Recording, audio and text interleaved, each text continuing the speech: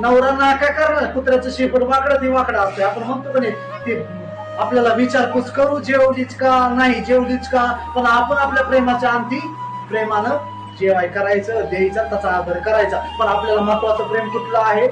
देवाचं आहे. लेकराचं सुख भेटू काही काही बहिणी भाया म्हणतात, आया म्हणतात, काही नाही आमच्या जीवनामध्ये लेकरांचं सुखच नाही, एक लेकरू धड नाही, ती वाया गेलं ही वाया गेलं. अहो गेलं तर गेलं, प्रार्थना करा तारण व्हावं, पण तुमचं प्रेम देवावर असू द्या.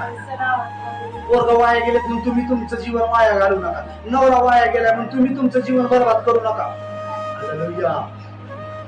शंभरीने स्त्रीने बी केली असती तसं, फाशी घेतली असती, मिली असती. काही काही लोक कमजोर असतात का नाही, काही या जीवनाला अर्थ नाही, या जगण्याला अर्थ नाही. ना नवऱ्याचं प्रेम, ना बापाचं प्रेम, ना लेकराचं प्रेम, ना कामाचं प्रेम, कुठलंच प्रेम भेटणार तिथं कुठं हाता पाय हलवायलो प्रेमच भेटणार. आई सुद्धा सखी प्रेम करत नाही, होय,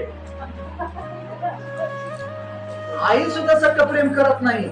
परक्यासारखं करते, मला सावत्र सारखं करते, तिला तीच लय आवडतंय बारका, ती मोठा आवडतच नाही. हालेलुया. त्यालाच कमळतून पैसे काढून देते पण मला 1 रुपया देत नाही. हालेलुया. हे का होतं? नका ना, सोडून द्या.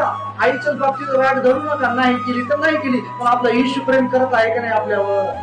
हालेलुया. येशूचं प्रेम आहे का नाही? हा प्रेम